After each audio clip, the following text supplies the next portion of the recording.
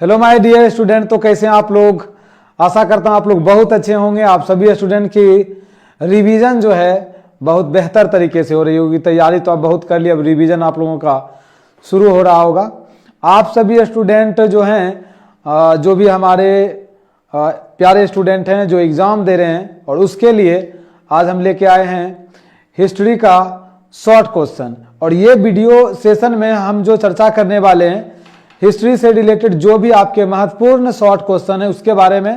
तो आप सभी स्टूडेंट इस वीडियो को शुरू से लास्ट तक जरूर देखिएगा, क्योंकि आपके एग्जाम में यहाँ से बहुत सारे शॉर्ट क्वेश्चन आने वाले हैं। तो शुरुआत करेंगे।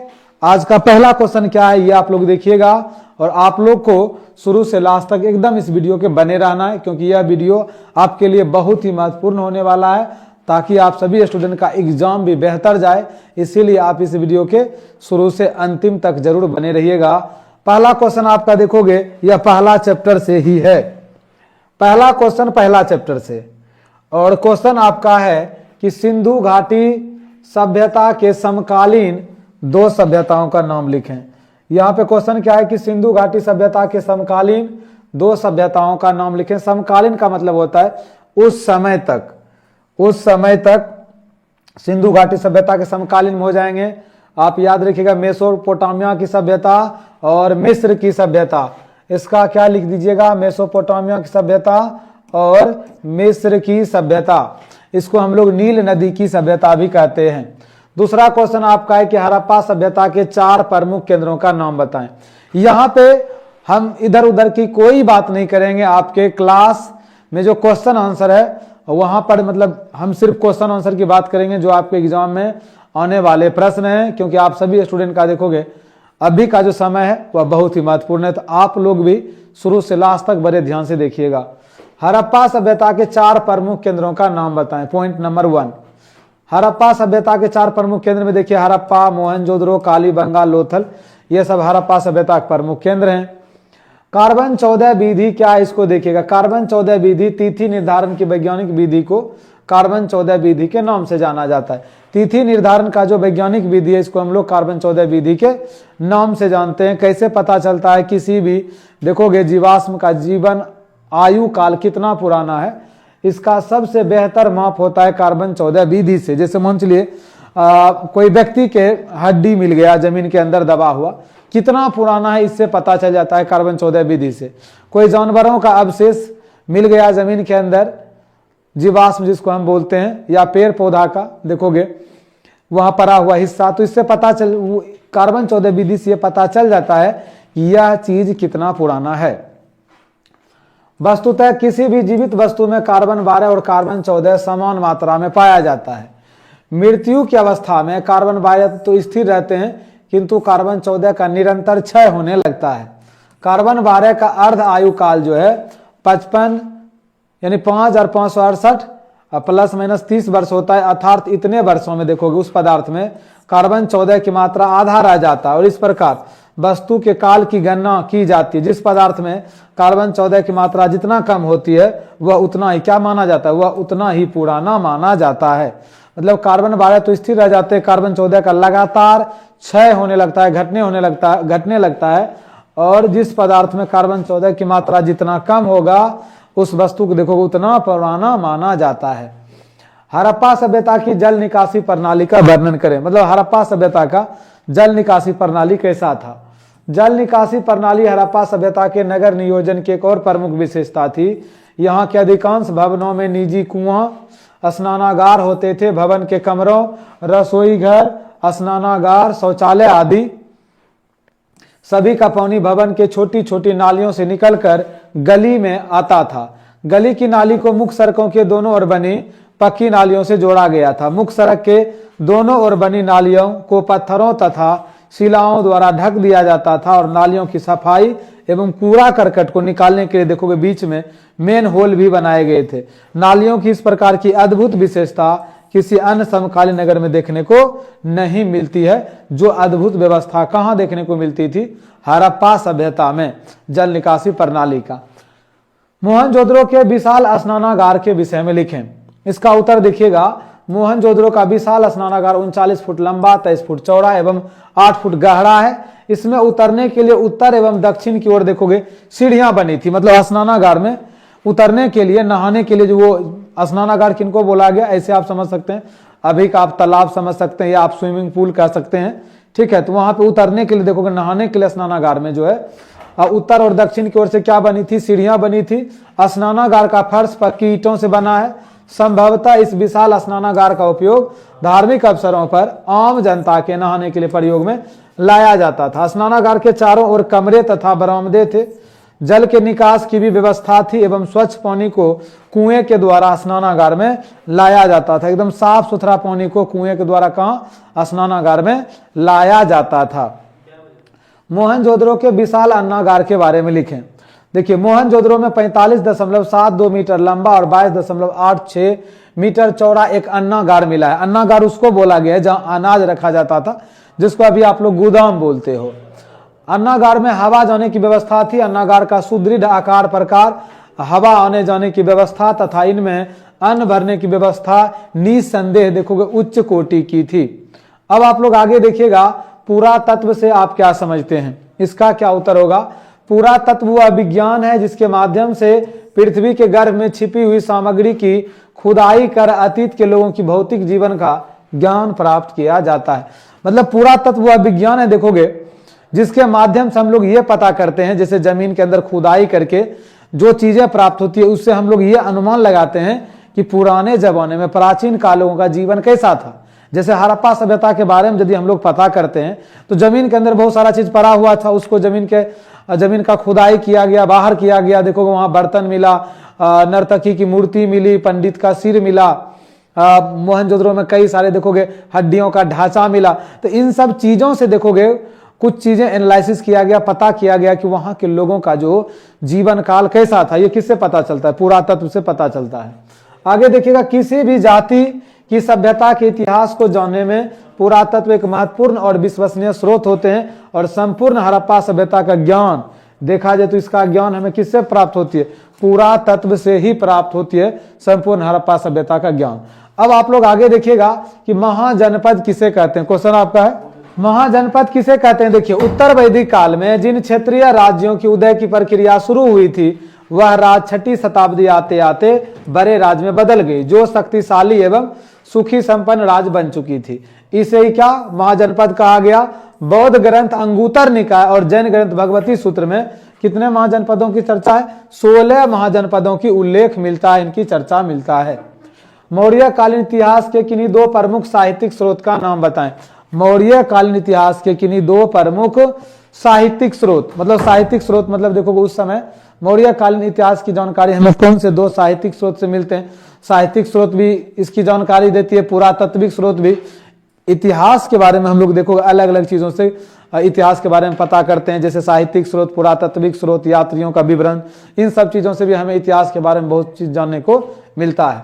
तो मौर्य कालीन देखोगे इतिहास के प्रमुख स्रोतों का संक्षिप्त विवरण दें। क्वेश्चन ये भी आ सकता है, दो तरीका से क्वेश्चन देखोगे आपसे पूछा जा सकता है। तो मौर्य कालीन इतिहास की जानकारी हेतु हमारे पास साहित्यिक एवं पुरातात्विक स्रोत दो प्रकार के देखो। पहला साहित्यिक स्रोत में कौटिल्य का अर्थशास्त्र, मेगास्थनीज की इंडिका, विशाख दत्त का मुद्रा राक्षस महत्वपूर्ण है। पुरातात्विक स्रोत में अशोक के शिलालेख, स्तंभ लेख, कुम्हरार स्थल विशेष महत्वपूर्ण एवं विश्वसनीय जानकारी प्रदान करते हैं। इतिहास लेखन में अभिलेखों का क्या महत्व है, ये आपका क्वेश्चन है। तो वैदिक काल के पश्चात खास करके मौर्य काल से पूर्व मध्य काल तक का इतिहास लेखन में देखोगे अभिलेखों का महत्वपूर्ण स्थान है। अभिलेख में तत्कालीन शासक अपनी उपलब्धि, क्रियाकलाप, व्यक्ति एवं राजधर्म आदि के बारे में लिखवाते थे। मौर्य कालीन शासक अशोक ने भारत के देखोगे विभिन्न भागों में पत्थर तथा शिलाओं पर अभिलेख खुदवाए थे।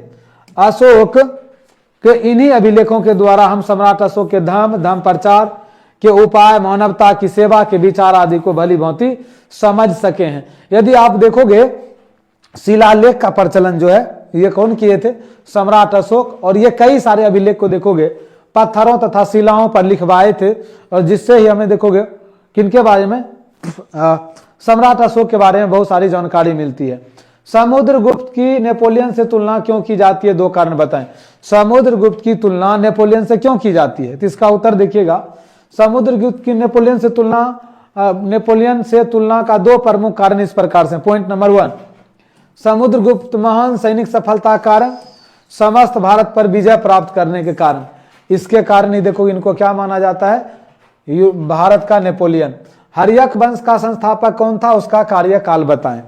हर्यक वंश का संस्थापक जो है यह राजा बिंबिसार को माना जाता है और इनका कार्यकाल 544 से 493 ईस्वी पूर्व है। और इन्होंने गिरी ब्रिज यानी राजगिरी को अपना क्या बनाया था, राजगीर को अपना राजधानी बनाया था। किन्हीं दो गुप्तकालीन मंदिरों का नाम और स्थान बताएं। तो दो गुप्तकालीन मंदिरों का नाम एवं स्थान देखोगे इस प्रकार से हैं। पॉइंट नंबर 1 आपका देवगढ़ का दशावतार मंदिर ललितपुर उत्तर प्रदेश, दूसरा आपका एरन का विष्णु मंदिर सागर मध्य प्रदेश हो जाएंगे। अब देखिए यहाँ पे प्रश्न संख्या 14 नंबर में कि कलिंग युद्ध का अशोक पर क्या प्रभाव पड़ा। कलिंग युद्ध का अशोक के जीवन पर क्या प्रभाव पड़ा था, तो कलिंग युद्ध में देखोगे एक भीषण रक्तपात को देख करके अशोक का दिल दहल गया और उनके जीवन में कई सारे परिवर्तन हो गए थे। क्या क्या परिवर्तन हुआ था। पॉइंट नंबर 1, अशोक का कठोर हृदय द्रवित हो गया था, उसने शस्त्र त्याग कर दिया, मतलब लड़ना छोड़ दिए थे। तब ये बौद्ध धर्म का यह अनुयायी बन गया और धर्म विजय की मार्ग को अपना लिया। और गौतम बुद्ध देखोगे इस युद्ध के बाद जो है यह क्या किए थे, बौद्ध धर्म को अपना लिए थे, इनका हृदय परिवर्तन हो गया था। चौथा पॉइंट, साम्राज्य विस्तार की नीति के स्थान पर धर्म प्रचार की नीति को अपनाया। और पांचवा पॉइंट, उसके हृदय में मानवता की सेवा, जीवों की कल्याण और दया का भाव जागृत हुआ। अशोक के अभिलेख पर टिप्पणी लिखें। अशोक के अभी तक देखोगे 40 से अधिक अभिलेख प्राप्त हुए हैं जो भारत के कोने कोने में बिखरे हैं और इन अभिलेखों का भारत के इतिहास में बड़ा महत्व है। पॉइंट नंबर 1 देखिएगा, अशोक के अधिकतर अभिलेख सीमांत क्षेत्र में है और इसकी सहायता से हम अशोक के साम्राज्य की सीमाएं निश्चित कर सकते हैं। दूसरा पॉइंट, अशोक उसके देखो उसके से यह स्पष्ट होता है कि वह बौद्ध धर्मावलंबी थे, मतलब सम्राट अशोक बौद्ध धर्म को मानते थे। तीसरा पॉइंट, इन अभिलेखों से ज्ञात होता है कि अशोक के मिस्र, सीरिया, बर्मा और श्रीलंका के साथ बड़े अच्छे संबंध थे। चौथा पॉइंट, अशोक के अभिलेखों से मौर्य कालीन कला का क्या मिलता है, ज्ञान प्राप्त होता है। प्राचीन भारत में वर्ण व्यवस्था पर प्रकाश डालिए। प्राचीन भारत में वर्ण व्यवस्था पर प्रकाश डालिए।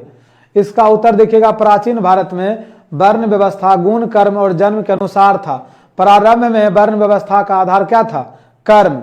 ब्राह्मणों ने इसे मजबूत आधार देने के लिए दैवीय विधान बताया ताकि इस व्यवस्था को दैवीय मानकर लोग अपना नियत कर्म करते रहे। ऋग्वेद के देखोगे पुरुष सूक्त में चारों वर्ण की उत्पत्ति विराट पुरुष के 4 अंगों से मानी गई है। विराट पुरुष यानी ईश्वर के मुख से देखोगे ब्राह्मण, बाहु से क्षत्रिय, जंघा से वैश्य और पैरों से शूद्र वर्ण की उत्पत्ति हुई है, ऐसा देखोगे माना गया था। किनके, कुछ ब्राह्मण लोग इनको मजबूत आधार देने के लिए ऐसा बताया था। अब देखोगे इसमें अलग लोगों का कार्य भी था।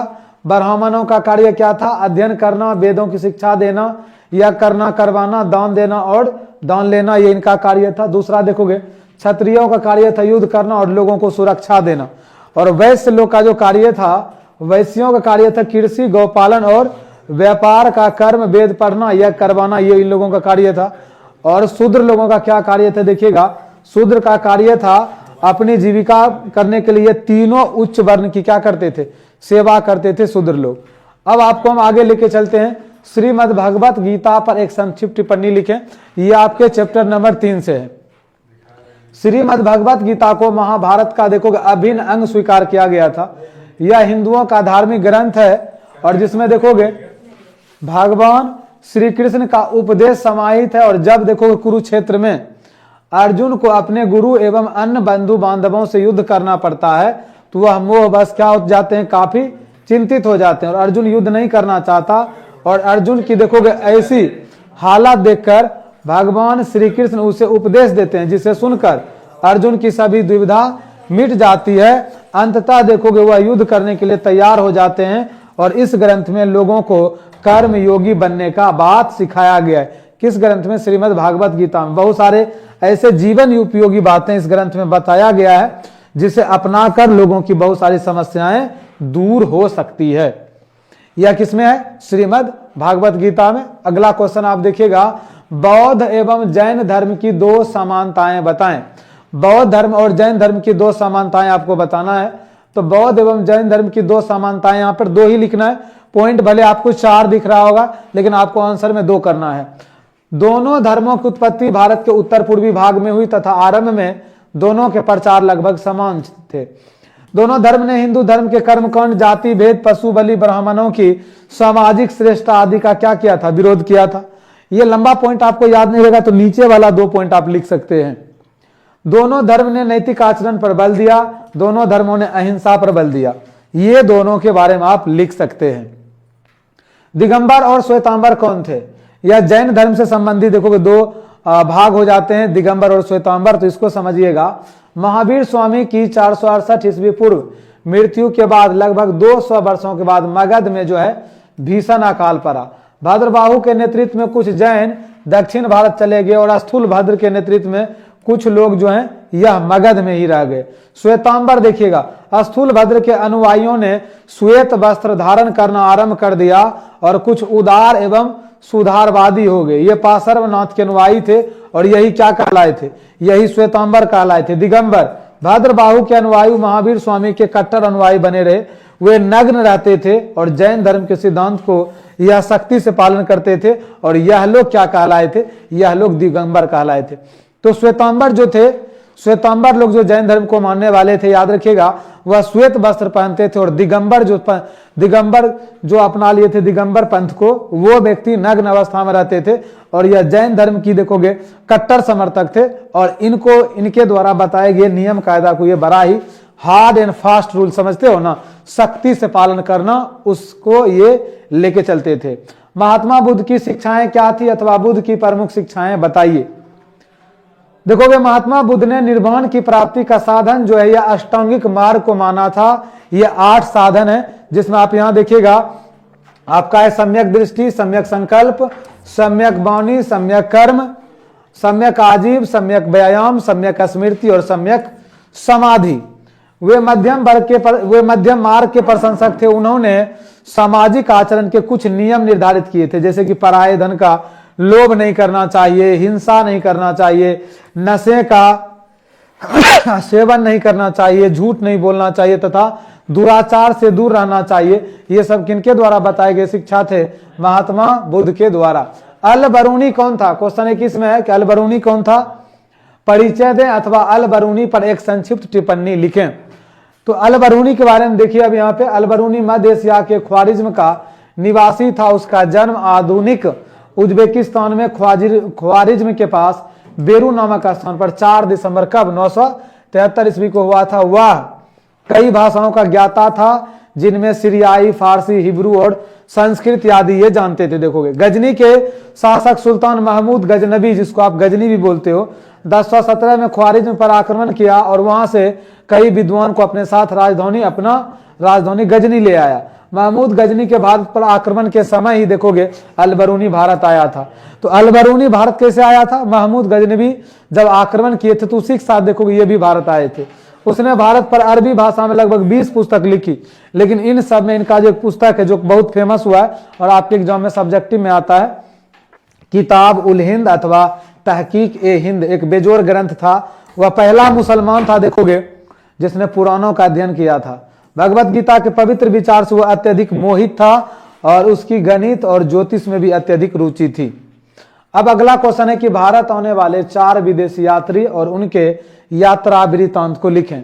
तो भारत आने वाले 4 विदेशी यात्री और उनके यात्रा वृत्तांत में समझिएगा, मेगास्थनीज का पुस्तक इंडिका है, अल बरूनी का तहकीक ए हिंद, इब्न बतूता का रियाला और फ्रांसिस बर्नियर का जो पुस्तक है travellers in the Mughal empire.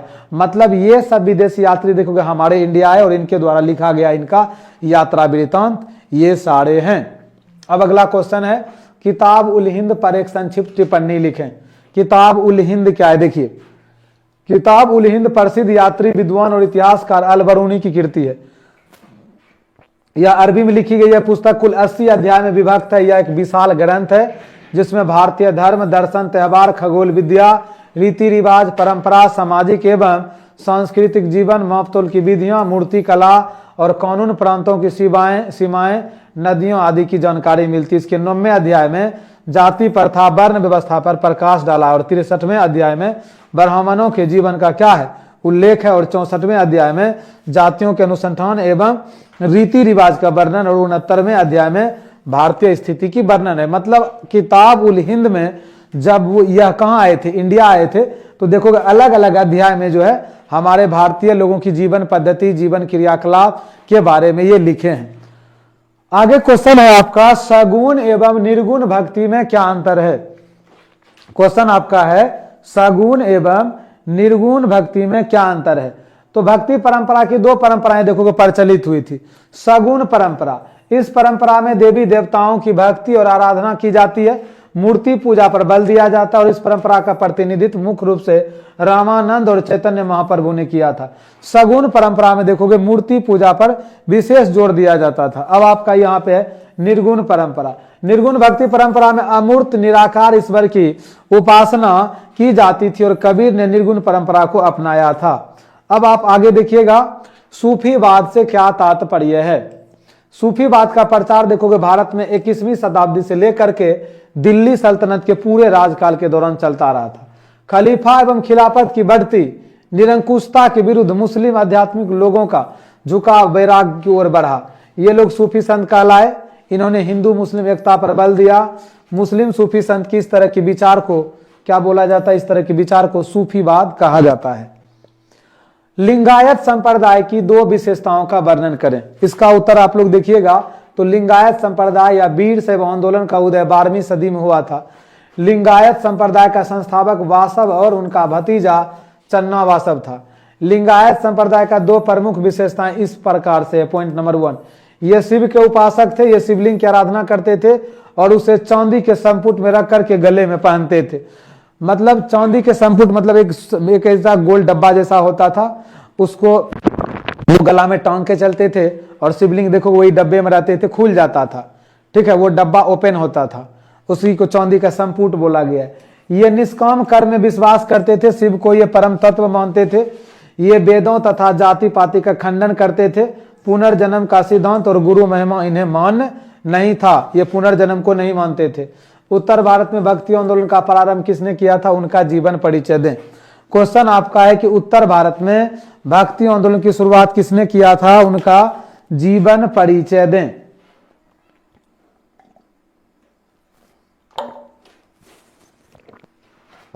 देखिएगा इसका उत्तर, उत्तर भारत में भक्ति आंदोलन को प्रारंभ करने का श्रेय रामानंद को जाता है। रामानंद का जन्म देखोगे 1299 ईस्वी के लगभग प्रयाग के कान्यकुब्ज ब्राह्मण परिवार में हुआ था। उनकी शिक्षा प्रयाग तथा वाराणसी में हुई। राघवानंद को इन्होंने अपना गुरु बनाया था। हिंदू समाज के सभी जातियों को संतुष्ट करने के उद्देश्य से उन्होंने राम तथा सीता की उपासना का आदर्श समाज के समक्ष रखा था। जाति पाति तथा बाह्य आडंबर का वो विरोध करते थे और उन्होंने सभी जातियों के लोगों को अपना उपदेश दिया। रामानंद ने ब्राह्मणों से लेकर के शूद्र तक सभी को अपना शिष्य बनाया था। रामानुज के 12 शिष्य थे। देखो रामानुज नहीं, रामानंद हो जाएंगे। रामानंद के 12 शिष्यों में सभी जाति के शिष्य थे। जैसे रैदास चमार जाति से थे, कबीर जो लाहा जाति से थे, धन्ना जाट किसान था, सेना नाई था। मतलब देखो ये जाति पाति ऊंच नीच छुआछूत को नहीं मानते थे। इसीलिए देखो अलग अलग जाति धर्म के लोग, मतलब जो भी विद्वान व्यक्ति थे इनके क्या बने थे, शिष्य बने थे। विजयनगर साम्राज्य का संस्थापक कौन था, इसकी स्थापना कब हुई। विजयनगर साम्राज्य का संस्थापक देखोगे हरिहर और बुक्का थे। इसकी स्थापना 1336 ईस्वी में की गई थी। यह साम्राज्य रायचूर दोयाब के दक्षिण भाग में स्थित था। कहां था, रायचूर दोयाब के दक्षिण भाग में स्थित। आयंगर व्यवस्था के विषय में आप क्या जानते हैं। देखोगे विजयनगर राज्य ने प्रचलित स्थानीय प्रशासन में परिवर्तन करके आयंगर व्यवस्था आरंभ की थी। प्रत्येक ग्राम को स्वतंत्र प्रशासनिक इकाई के रूप में गठित करके प्रशासन 12 व्यक्तियों के समूह को दिया गया। कितने व्यक्तियों के समूह को यह प्रशासन दे दिया गया था, 12 व्यक्तियों को। यह समूह आयंगर कहलाया था। ये व्यक्ति राजकीय अधिकारी थे। इनका पद अनुवांशिक था। वेतन के रूप में लगान और करमुक्त भूमि दी जाती थी। आयंगर ग्राम प्रशासन की देखभाल करते एवं यह शांति व्यवस्था को क्या करते थे, बनाए रखते थे, जो इस व्यवस्था के अधिकारी थे। कमल महल कहाँ, इसका क्या उपयोग था, अथवा कमल महल के बारे में बताएं। देखो विजयनगर की एक सुंदर इमारत कमल महल है। इस महल की ऊपरी संरचना किस तरह से दिखती है? कमल की तरह दिखती है। अतः 19वीं सदी के अंग्रेज यात्रियों ने इसका नामकरण क्या किया था? कमल महल। इसका क्या उपयोग था? इस बारे में इतिहासकार एक मत नहीं है। संभवतः यह एक परिषदीय सदन था जहां राजा अपने परामर्शदाता से मिलते थे। ऐसा माना जाता है कि यह एक परिषदीय सदन मतलब सदन था जहां राजा लोग बैठ करके देखोगे मीटिंग करते थे, आपसी बातचीत होती थी राजा लोगों के बीच में। क्वेश्चन देखिए, राजा लोग और उनके आदमियों के बीच में गोपुरम से आप क्या समझते हैं? क्वेश्चन है गोपुरम से आप क्या समझते हैं? देखो यह जो गोपुरम की यदि हम बात करें, यह मंदिरों से संबंधित था। मंदिर के प्रवेश द्वार को देखोगे, दक्षिण भारत के जो राजा लोग थे ना, वो बड़े ही विशाल तरीके से बनाते थे, बड़े ही भव्य तरीके से। गोपुरम मंदिर के प्रवेश द्वार को कहा जाता है। विजयनगर के शासकों ने मंदिरों में गोपुरम का निर्माण भव्य एवं सुंदर ढंग से करवाया था। यह अत्यधिक विशाल और ऊंचे होते थे। यह संभवतः सम्राट की ताकत की याद दिलाते थे, जो इतनी ऊंची मीनार बनाने में सक्षम थे। विरूपाक्ष मंदिर की विशेषताओं को स्पष्ट करें। विरूपाक्ष मंदिर की विशेषताओं को स्पष्ट करें तो इसका उत्तर देखिएगा। विरूपाक्ष मंदिर का निर्माण 9वीं या 10वीं शताब्दी में किया गया था। यह मंदिर नगर के केंद्र में स्थित था। मंदिर के दीवारों पर शिकार करने, नाच तथा युद्ध जीत का जश्न मनाने का सुंदर दृश्य दिखाए गए हैं। मंदिर के प्रवेश द्वार गोपुरम का निर्माण राजा कृष्णदेव राय ने बड़े ही भव्य एवं सुंदर ढंग से करवाया है।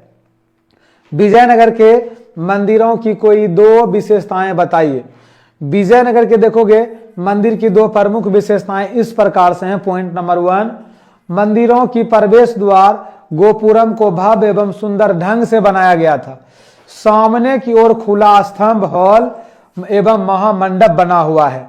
अब अगला क्वेश्चन आप देखिएगा, आईन ए अकबरी के विषय में आप क्या जानते हैं, अथवा अबुल फजल कृत आईन ए अकबरी का क्या महत्व है? उत्तर देखिएगा, आईन ए अकबरी अकबर कालीन 16वीं और 17वीं सदी के कृषि संबंधी इतिहास की जानकारी का एक तथ्यपरक, विश्वसनीय और महत्वपूर्ण स्रोत है।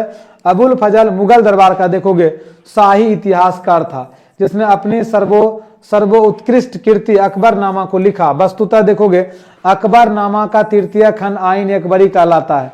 अकबरनामा जो ग्रंथ है उसी का तीसरा भाग देखोगे क्या है? आईन ए अकबरी। और ये आपके एग्जाम में सब्जेक्टिव प्रश्न भी बनते हैं।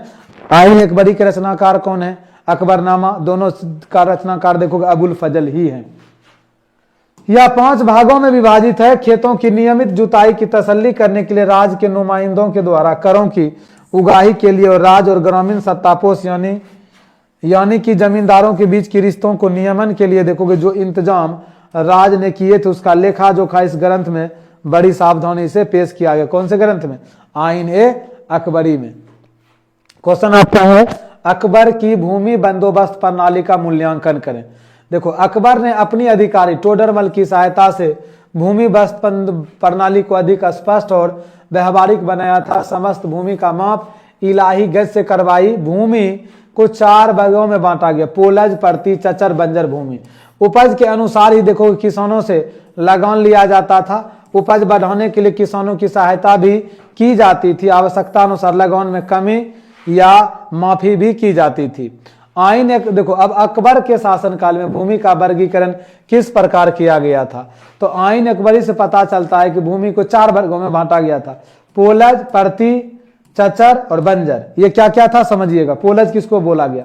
यह प्रथम श्रेणी की भूमि थी जिस पर प्रत्येक समय खेती होती थी और वर्ष में 2 फसलें प्राप्त की जाती थी। इस भूमि से प्रति वर्ष सरकार को क्या प्राप्त होता था?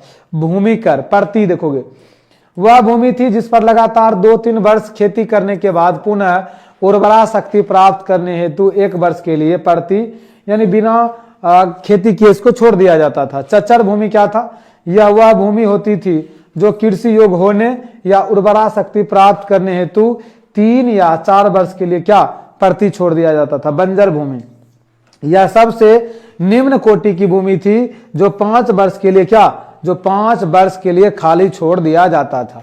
अगला है आपका झूम खेती के बारे में आप क्या जानते हैं? इसका उत्तर देखिएगा। स्थानांतरित खेती को झूम खेती कहा जाता है। यह खेती पहाड़ी इलाके में रहने वाले जनजाति द्वारा किया जाता है। इसके अंतर्गत पेड़ पौधे काटकर, घास को जलाकर, भूमि को साफ कर खेती लायक बनाया जाता है और कुछ समय तक देखोगे ये लोग यहाँ पर खेती करते हैं। जब जमीन की उपजाऊ क्षमता घट जाती है तो वह दूसरी स्थान पर चले जाते हैं और सरकार जो है अब इस तरह की कृषि पर रोक लगा रही है क्योंकि इससे पेड़ पौधे को भारी नुकसान हो रही है। ये क्या था, झूम खेती एक प्रकार का स्थानांतरित कृषि कहने का मतलब देखोगे जगह बदल के यह खेती किया जाता था और खास करके पर्वतीय क्षेत्रों में जनजातीय समुदाय के लोगों के द्वारा देखोगे इस तरह की खेती की जाती है। ये लोग क्या करते हैं देखोगे पर्वतीय क्षेत्र में जंगलों में देखोगे मैं जो समतल भूमि होता है ढूंढते हैं, उस एरिया में जाकर के वहां के पेड़ पौधे को काटेंगे, साफ करेंगे, सूखने के लिए छोड़ देते हैं, फिर देखोगे वो जब सूख जाते हैं तो उसको जमा करके उसमें आग लगा देंगे, राख को फिर जमीन पर छींट करके वहां खेती करेंगे। और होता क्या है फिर देखोगे लगातार 4-5 साल जब वो खेती करते हैं तो वहां पर जब उस भूमि का उपजाऊ क्षमता घट जाता है फिर ये लोग उस जगह को छोड़ के दूसरे जगह पे चले जाते हैं। तो इससे क्या होता है, तो वहां पर तो पेड़ पौधा काट दिए, ये मतलब जंगली, इससे जंगल के पेड़ पौधा को नुकसान होता है। तो सरकार देखोगे अब इस चीजों पे रोक लगा रही कि आप लोग ऐसा नहीं करो, इससे जंगल के पेड़ पौधा क्या हो रही है, अधिक समाप्त हो रही है, आप 5 साल बाद छोड़ के चले जाते हो। चलिए अब यहां देखिएगा मुगल दरबार में अभिवादन के कौन से तरीके थे। मुगल दरबार में अभिवादन के निम्नलिखित तरीके थे। Point number 1 सिजदा। इस अभिवादन में घुटने के बल बैठकर सर को झुकाया जाता था। दूसरा आपका है पायबोस, इसमें सुल्तान के चरणों को चूमा जाता था। तीसरा आपका है जमी बोस, जमीन को चूमना। चौथा आपका है चार तस्लीम या कोर्निस, इसमें दाएं हाथ की तलहटी को सिर पर रखकर आगे की ओर झुका जाता था। ठीक है, आगे की ओर झुकना होता था। अकबर की सुलह ए कुल की नीति क्या थी। अकबर ने सुलह ए कुल की नीति अपनाई। इसका अर्थ होता है सबसे शांति और मेल जोल रखने का सिद्धांत। अबुल फजल सुलह ए कुल के आदर्श को प्रबुद्ध शासन की आधारशिला मानता था। सभी अधिकारियों को प्रशासन में सुलह ए कुल की नीति अपनाने का निर्देश दिया गया था। मतलब सभी लोग से मिलके रहो, मिलजुल के चलो और शांति वाली व्यवस्था मौजूद रहनी चाहिए। क्वेश्चन आपका है कि मुगल काल में निर्मित 4 स्थापत्य कलाकृतियों का नाम बताएं। तो यहां पर अब इसका उत्तर देखिएगा, मुगल काल में निर्मित 4 स्थापत्य कलाकृति में जैसे जामा मस्जिद, लाल किला, ताजमहल और पंचमहल।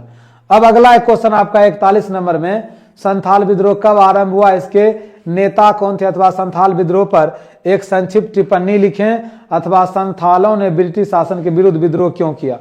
ये आपका अगला क्वेश्चन है। तो इसका उत्तर देखिएगा 1855-56 में संथाल परगना में संथालों ने सिद्धू और कान्हू के नेतृत्व में देखोगे ब्रिटिश सरकार, जमींदार तथा महाजन के खिलाफ विद्रोह कर दिया। संथाल विद्रोह का कारण था ब्रिटिश अधिकारियों ने संथाल को बसने के लिए जमीन का एक बड़ा क्षेत्र क्या दिया था, दामिन एकोह दिया था, जहां पर यह लोग खेती बाड़ी करके अपना जीवन यापन करते थे। कुछ दिन बाद ब्रिटिश अधिकारी के द्वारा देखो उनके जमीन पर भारी कर लगा दिया गया, जिसके कारण संथाली लोग परेशान हो गए और क्या कर दिया, जिसके कारण ये लोग विद्रोह कर दिया। ठीक है, आपको पता है कि यह विद्रोह कब हुआ था, 1855-56 में। इस विद्रोह के जो मुख्य नेता थे सिद्धू कान्हू। आप लोग कई बार ऑब्जेक्टिव में भी इस प्रश्न को किए होंगे। अस्थाई बंदोबस्त से कंपनी को क्या लाभ हुआ। कंपनी मतलब अंग्रेज की जो कंपनी थी ईस्ट इंडिया कंपनी को क्या लाभ हुआ था स्थायी बंदोबस्त लागू करने से। तो उत्तर देखिएगा, अस्थाई बंदोबस्त से कंपनी को निम्नलिखित लाभ हुआ। पॉइंट नंबर 1, अस्थाई बंदोबस्त होने से सरकार की आय हो गई निश्चित। बार बार बंदोबस्त करने की परेशानी से सरकार को छुटकारा मिल गया था। तीसरा पॉइंट देखिएगा, अस्थाई बंदोबस्त के होने से जमींदारों को लाभ हुआ, अतः वे सरकार के स्वामी भक्त बन गए। चौथा पॉइंट, अस्थाई बंदोबस्त हो जाने से सरकारी कर्मचारी तथा अधिकारी अधिक समय मिलने के कारण लोक कल्याण के कार्य कर सकते थे। पांचवा पॉइंट, सरकार को निश्चित राशि देनी होती थी, अतः कृषि सुधार और भूमि सुधार से जमींदार को क्या हो गया, जमींदार को अधिक लाभ हुआ। रैयतवारी बंदोबस्त से आप क्या समझते हैं, इसकी विशेषताओं पर प्रकाश डालें। रैयतवारी बंदोबस्त से आप क्या समझते हैं, इसकी विशेषताओं पर प्रकाश डालें। तो इसका उत्तर देखिएगा, यह व्यवस्था 1792 में मद्रास प्रेसिडेंसी के 12 माइल जिले में सर्वप्रथम लागू की गई थी और रैयतवारी व्यवस्था के प्रारंभिक प्रयोग के बाद कैप्टन मुनरो ने इसे 1820 ईस्वी में देखोगे संपूर्ण मद्रास में लागू कर दिया। इसके तहत कंपनी तथा रैयत यानी किसानों के बीच सीधा समझौता या संबंध था। राजस्व के निर्धारण तथा लगान वसूली में किसी जमींदार या बिचौलिए की भूमिका नहीं होती थी। कैप्टन रीड तथा थॉमस मुनरो के द्वारा प्रत्येक पंजीकृत किसान को भूमि का स्वामी माना गया, वह राजस्व सीधे कंपनी को देगा और उसे अपनी भूमि के अधिकार से वंचित नहीं किया जा सकता था। लेकिन कर न देने की स्थिति में उसे क्या, उसे भूमि देनी पड़ती थी, उन्हें टैक्स देना पड़ता था। भारत में यूरोपीय उपनिवेशों की स्थापना के क्या कारण थे? इसका उत्तर देखिएगा, भारत में यूरोपीय उपनिवेशों की स्थापना के निम्नलिखित कारण थे। पॉइंट नंबर 1, कच्चे माल की प्राप्ति। दूसरा, निर्मित माल की खपत, ईसाई धर्म का प्रचार। चौथा देखिएगा तो प्रतिकूल जलवायु। और पांचवा आपकी क्या है, समृद्धि की लालसा। अब अगला क्वेश्चन आपका ये रहा, 1857 के विद्रोह के प्रभाव का वर्णन कीजिए। 1857 के विद्रोह के प्रभाव का वर्णन कीजिए। तो 1857 के विद्रोह के निम्नलिखित प्रभाव पड़ा। पॉइंट नंबर 1 देखिए यहाँ पे, भारत में ईस्ट इंडिया कंपनी के शासन का अंत हो गया और शासन जो है यह इंग्लैंड के ताज ने ग्रहण कर लिया। क्षेत्र की सीमा विस्तार की नीति क्या कर दी गई, समाप्त कर दी गई। चौथा पॉइंट, प्रादेशिक विस्तार के स्थान पर आर्थिक शोषण का क्या हुआ, युग शुरू हुआ। और चौथा पॉइंट, हिंदू मुस्लिम एकता को तोड़ने के लिए फूट डालो और राज करो की नीति को अपनाया गया। अब यह आपका 46वां क्वेश्चन है कि 1857 की क्रांति यानी विद्रोह की असफलता के कारणों का संक्षिप्त विवरण दे। मतलब 1857 का विद्रोह क्यों असफल हो गया, इसको देखिएगा। 1857 ईस्वी की विद्रोह की असफलता के निम्नलिखित कारण थे। पॉइंट नंबर 1, यह विद्रोह निश्चित तिथि से पहले आरंभ हो गया। इसकी तिथि 31 मई को निर्धारित की गई थी, किंतु यह 10 मई 1857 को क्या हुआ, शुरू हुआ। यह स्वतंत्रता संग्राम सारे भारत में फैल गया। परिवहन तथा संचार के अभाव में भारतवासी इस पर पूर्ण नियंत्रण नहीं रख सके। तीसरा पॉइंट, भारतवासियों के पास अंग्रेजों के मुकाबले हथियारों का क्या था, अभाव यानी कमी था। चौथा पॉइंट, भारत के कुछ वर्गों ने इस विद्रोह में सक्रिय भाग नहीं लिया, मतलब पूरी तरह से एक्टिव नहीं हुए थे। पांचवा पॉइंट, भारत में अंग्रेजों के समान कुशल सेनापति का अभाव था। और छठा पॉइंट देखिएगा, क्रांतिकारियों में किसी एक योजना और निश्चित उद्देश्य की क्या थी, किसी एक योजना और निश्चित उद्देश्य की कमी थी। तात्या टोपे कौन था, उसकी मृत्यु कैसे हुई? क्वेश्चन ये आपका है कि तात्या टोपे कौन था और उसकी मृत्यु कैसे हुई। तो इसका उत्तर देखिएगा, तात्या टोपे 1857 के क्रांति के सर्वश्रेष्ठ सेना नायक थे। और तात्या टोपे का जो जन्म है महाराष्ट्र के अहमदनगर के ग्राम टोबला में 1814 ईस्वी में हुआ था। इनका वास्तविक नाम देखोगे रामचंद्र पांडुरंग भट्ट था और इनके माता का नाम रुक्माबाई और पिता का नाम पांडुरंग था। कानपुर में तात्या टोपे नाना साहब के साथ मिलकर देखोगे अंग्रेजों को परास्त किया था और उन्होंने झांसी की रानी लक्ष्मीबाई का भी क्या दिया था, साथ दिया था। रानी लक्ष्मीबाई की मृत्यु से लेकर के 7 अप्रैल 1859 ईस्वी तक अंग्रेज इससे देखो काफी परेशान रहे थे और 18 अप्रैल 1859 ईस्वी को शिवपुरी में इन्हें क्या दे दिया गया था, शिवपुरी में इन्हें फांसी दे दिया गया था। किन्हें, तात्या टोपे को। वीर कुंवर सिंह का संक्षिप्त परिचय दें। अब देखिएगा यहाँ पे वीर कुंवर सिंह जो हैं, यह देखोगे वीर कुंवर सिंह एक वीर योद्धा थे। इनका जन्म 13 नवंबर 1777 में आरा जिला के जगदीशपुर में हुआ था। इनके पिता का नाम साहबजादा सिंह और माता का नाम पंचरतन कुंवर थी। 1857 के विद्रोह का नेतृत्व इन्होंने बिहार से किया था। देखोगे उस समय इनका उम्र जो था कितना, 80 वर्ष का ये बूढ़े थे, तब भी देखोगे अपने ये जवानी का जो मतलब बूढ़े में और ये जवानी वाली ताकत दिखाए थे। इन्होंने ले ग्रांड नामक अंग्रेजी अधिकारी को पराजित किया था और अंग्रेजों के लिए पराजय जो है अत्यंत शर्मनाक था। और 26 अप्रैल 1858 ईस्वी को इनका क्या हो गया, निधन हो गया। किनका, वीर कुंवर सिंह का। ठीक है, आगे चले। आगे ये आपका 49 नंबर का क्वेश्चन है कि रानी लक्ष्मीबाई का संक्षिप्त परिचय दें या उनका जीवन वृत्त लिखें। तो चलिए इसके बारे में हम अब आपको बताएंगे।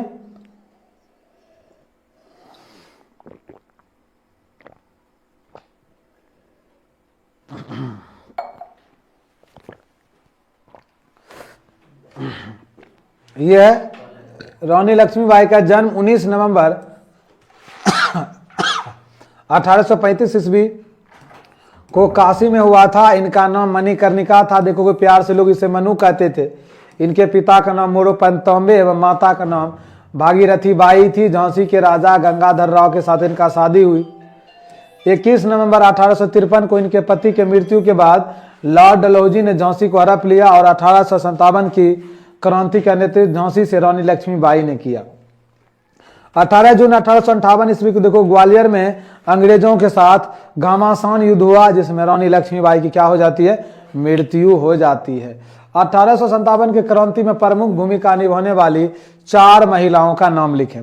तो 1857 के महान विद्रोह, जिसे भारत का प्रथम स्वतंत्रता संग्राम माना जाता है, जिसमें भारत के कई बहादुर महिला ने हिस्सा ली, जिसमें आपका देखो आंसर रानी लक्ष्मीबाई, दूसरा बेगम हजरत महल, तीसरा आपका है महारानी बैजाभाई सिंधिया और चौथा बेगम हुसैनी खातून। ये सब देखो महिलाएं इस आंदोलन में भाग ली थी। बिहार में 1857 की क्रांति में भाग लेने वाले किन्हीं 2 का नाम बताएं। तो बिहार से कौन कौन, वीर कुंवर सिंह और पीर अली, ये दोनों कहां से थे, हमारे राज्य बिहार से देखोगे इस क्रांति में भाग लिए थे। विश्व के 7 आश्चर्यों का नाम बताएं। विश्व के 7 आश्चर्य में देखोगे ताजमहल हमारे भारत में है, झूलता बाग बेबीलोन में है, चीन की दीवार चीन में ही है, रोमन कोलोसियम रोम में है, Christ the Redeemer Rio de Janeiro, Machu Picchu Peru में है और गीजा का पिरामिड देखोगे ये कहाँ है, मिस्र में है। भारत की सर्वप्रथम रेल कब और किन स्टेशनों के बीच चली? भारत में होगा, भारत की नहीं होगा, भारत में हो जाएंगे। तो भारत की सर्वप्रथम रेल देखोगे 1853 में मुंबई और थाने के बीच चलाई गई और इसकी महज दूरी 34 किलोमीटर थी।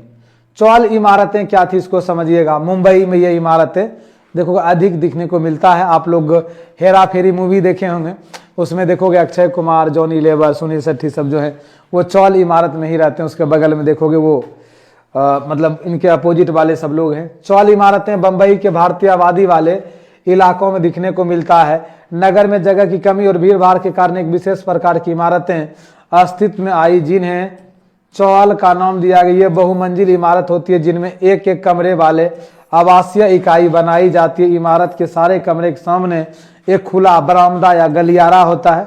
इमारत मतलब देखोगे उनके सामने जो है बरामदा और गलियारा होता है, बीच में दालान होता है। और इस प्रकार की इमारतों में देखो बहुत थोड़ी जगह में कई परिवार क्या करते हैं, निवास करते हैं। मतलब सिर्फ रहने के लिए समझो कि एक प्रकार का वो रूम है। बाकी देखोगे सार्वजनिक मतलब वहाँ पे जो शौचालय होते हैं वो सार्वजनिक होते हैं। मतलब सभी लोग एकदम अपना लाइन में लग के जाओ डब्बा लेके। दांडी मार्च का उद्देश्य क्या था? देखो गांधी जी ने सविनय अवज्ञा आंदोलन के तहत 12 मार्च 1930 ईस्वी को दांडी यात्रा आरंभ की थी और इसका मुख्य उद्देश्य था पॉइंट नंबर 1 समुद्र जल से नमक बनाकर अंग्रेजी सरकार के नमक कानून का विरोध करना। दूसरा शराब, अफीम तथा विदेशी कपड़ों का बहिष्कार करके इसके दुकानों पर धरना देना। तीसरा पॉइंट आपका एक सरकारी संस्थाओं का त्याग कर देना। और चौथा पॉइंट है सरकार को कर नहीं देना यानी टैक्स नहीं देना। कैबिनेट मिशन भारत में क्यों आया? कैबिनेट मिशन जो है भारत में क्यों आया? 24 मार्च 1946 के देखो कैबिनेट मिशन भारत पहुंचा। इसके सदस्य थे लॉर्ड पैट्रिक लॉरेंस या पैथिक लॉरेंस, सर स्टोफर्ड क्रिप्स और एबी अलेक्जेंडर। इसका उद्देश्य था भारतीय नेताओं से बातचीत करके स्वतंत्रता का रूपरेखा तैयार करना। और कांग्रेस और मुस्लिम लीग दोनों ने इसका स्वागत किया, लेकिन अंतरिम सरकार के प्रश्न पर दोनों में मत अंतर हो गया और समस्त भारत में सांप्रदायिक दंगा भड़क उठे। स्थिति इतनी भयंकर हो गई कि ब्रिटिश प्रधानमंत्री एटली ने घोषणा कर दी ब्रिटिश सरकार जून 1948 से पहले ही भारतीयों को क्या कर देंगे, पूर्ण सत्ता सौंप देगी। अब अगला क्वेश्चन आपका है कि सिविल लाइंस का विकास किस प्रकार हुआ? सिविल लाइंस का विकास किस प्रकार हुआ? उत्तर देखिएगा इसका। 1857 के विद्रोह के बाद अंग्रेजों ने अपनी सुरक्षा पर विशेष ध्यान दिया था। इसीलिए अंग्रेजों ने अपने रहने का स्थान देसी निवासी से दूर अलग स्थान पर बनाया था और अंग्रेजों की इस निवास स्थान यानी अंग्रेजों के इस नगर को सिविल लाइंस का नाम दिया गया था। मतलब अंग्रेज लोग जो देखोगे भारतीय लोगों से हटके जो अपना रहने का जो मोहल्ला तैयार किया था, जो नगर बनाया था, उसको सिविल लाइन बोला गया था। क्वेश्चन आपका है चंपारण सत्याग्रह का संक्षिप्त विवरण दें। देखो बिहार के चंपारण जिला में किसानों से अंग्रेजों द्वारा जबरदस्ती नील की खेती करवाया जाता था, जिसमें किसानों को अपने भूमि के 3/20 हिस्सा पर नील की खेती करनी होती थी। यह सामान्यतः सबसे उपजाऊ भूमि होती थी। नील की खेती करने से भूमि की उर्वरता जो है उर्वरता यह कम हो जाती थी किसानों के पास अनाज की कमी हो गई थी और इन समस्या के निवारण के लिए गांधी जी के नेतृत्व में चंपारण के किसान के समर्थन में एक आंदोलन शुरू किया गया, जिसे क्या बोला गया था, जिसे चंपारण सत्याग्रह बोला गया। रॉलेट एक्ट से आप क्या समझते हैं? देखिए, रॉलेट एक्ट अंग्रेजों के द्वारा पारित किया गया एक कानून था और इस एक्ट के अंतर्गत किसी भी भारतीय व्यक्ति को अमान्य साक्ष्य और बिना वारंट का गिरफ्तार किया जा सकता था। इस एक्ट को काला कानून कहा गया था। देखो, यह एक प्रकार का ऐसा एक्ट था, आदमी पे ध्यान रखिएगा, किसी भी प्रकार का कोई भी मुकदमा वारंट जारी नहीं होता था। शक और संदेह के आधार पर ही देखोगे व्यक्ति को अरेस्ट कर लिया जाता था। ठीक है, इस एक्ट को देखो गांधी जी के द्वारा काला कानून बोला गया था। साइमन कमीशन भारत क्यों आया था? देखिए इसका उत्तर। अब साइमन कमीशन 1919 ईस्वी को देखोगे, 1919 ईस्वी के भारत सरकार अधिनियम में यह व्यवस्था की गई थी कि 10 वर्ष के बाद एक आयोग नियुक्त किया जाएगा जो इस बात की पड़ताल करेगा कि इस अधिनियम में क्या क्या सुधार या परिवर्तन किया जा सकता है। इस आयोग की नियुक्ति 1929 ईस्वी में होनी थी, किंतु कई कारणों से यह 1927 ईस्वी में ही कर दी गई। इस कमीशन के अध्यक्ष सर जॉन साइमन थे, अतः यह साइमन कमीशन के नाम से प्रसिद्ध हुआ और इस कमीशन के सभी सदस्य अंग्रेज थे, अतः यह गोरे कमीशन के नाम से जाना जाता है। 3 फरवरी 1928 ईस्वी के दिन यह कमीशन बंबई आया और कांग्रेस ने इसका बहिष्कार किया और साइमन कमीशन जहां भी गया उसका काले झंडे तथा साइमन वापस जाओ के नारा से क्या किया गया था? स्वागत किया गया था। क्वेश्चन आपका है कि भारत का संविधान 26 जनवरी 1950 को क्यों लागू किया गया था? भारत का संविधान 26 जनवरी 1950 ईस्वी को क्यों लागू किया गया था? इसका उत्तर देखिएगा। भारत का संविधान 26 नवंबर 1949 को बनकर तैयार हुआ, परंतु उसे 26 जनवरी 1950 को लागू किया गया। इसका एक कारण था, पंडित जवाहरलाल नेहरू ने कांग्रेस के दिसंबर 1929 के लाहौर अधिवेशन में पूर्ण स्वतंत्रता का मांग का प्रस्ताव पास करवाया था और 26 जनवरी 1930 के दिन प्रथम स्वतंत्रता दिवस के रूप में यह आजादी से पूर्व ही मनाया गया था। इसके बाद कांग्रेस ने हर वर्ष देखोगे 26 जनवरी का दिन इसी रूप में मनाया था कांग्रेस पार्टी के द्वारा।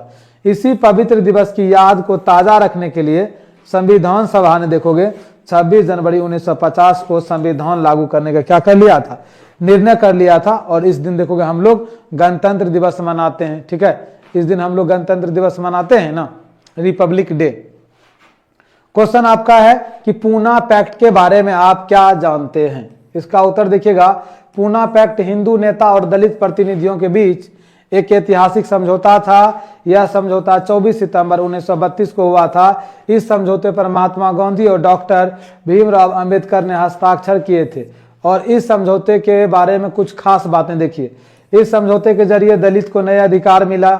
इस समझौते के तहत दलित के लिए समान निर्वाचन क्षेत्र में आरक्षित सीटों की व्यवस्था की गई और इस समझौते के तहत दलितों के लिए शैक्षिक अनुदान का एक हिस्सा भी क्या किया गया था? तय किया गया था। अब ये आपका देखोगे इस वीडियो सेशन का ये लास्ट क्वेश्चन आपका है 63 में संघ सूची, राज सूची और समवर्ती सूची का संक्षिप्त वर्णन करें। संघ सूची क्या है? देखिए, इसमें वे विषय रखे गए जो राष्ट्रीय महत्व के हैं तथा जिनके बारे में देश भर में एक समान नीति का होना आवश्यक है, जैसे प्रतिरक्षा, विदेश नीति, डाक तार और टेलीफोन, रेल, मुद्रा, बीमा और विदेशी व्यापार इत्यादि। इस सूची में कुल 35 विषय है। राज सूची, इसमें प्रादेशिक महत्व के विषय शामिल किए गए हैं जिन पर कानून बनाने का अधिकार राज्य सरकार को दिया गया है। राज सूची के प्रमुख विषय देखोगे कृषि, पुलिस, जेल, चिकित्सा, स्वास्थ्य, सिंचाई और मालगुजारी इत्यादि। इन विषयों की संख्या जो हुआ 66 है।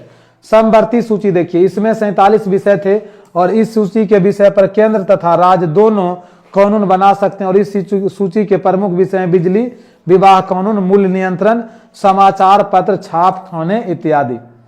तो हम आपको आज देखोगे इस वीडियो सेशन के अंतर्गत 63 क्वेश्चन आपको हम बताएं 63। आप सभी स्टूडेंट उम्मीद है कि इस वीडियो को शुरू से लास्ट तक देखे होंगे और मैं आपको बता रहा हूं यदि ये वीडियो आप देखे होंगे तो आप लोगों को पहले से भी बहुत सारे क्वेश्चन पता होंगे, क्योंकि आप हमसे आज से नहीं बहुत दिनों से भी जुड़े हुए हैं, जिसमें हम आपको हिस्ट्री पढ़ाएं और बहुत सारे प्रश्न को आपको हम बहुत ही आसान तरीके से समझाएं। बहुत सारे क्वेश्चन आपको याद भी होगा, पता भी होगा और इस वीडियो को देखने के बाद आपका ढेर सारा कन्फ्यूजन भी दूर हो गया होगा और रिवीजन बहुत ही बेहतर तरीके से आपका हो गया होगा। तो ध्यान रखिएगा, मेरा देखोगे जो पर्पस है, जो उद्देश्य है आपके लिए यही है और आपसे उम्मीद भी है कि आप लोग का रिजल्ट जो है तगड़ा आए, ताकि आप हमसे एक बार दोबारा मिलो और योद्धा एकेडमी का आप नाम लो कि जी सर यहाँ से हम लोग जो है तैयारी करके एक बेहतर रिजल्ट लाए थे। बाकी आप सभी स्टूडेंट से अब मिलेंगे हिस्ट्री के लॉन्ग क्वेश्चन के साथ। आज की वीडियो को यहीं करेंगे समाप्त। आप सभी स्टूडेंट से मिलेंगे अगले क्लास में। तब तक के लिए आप सभी स्टूडेंट को जय हिंद।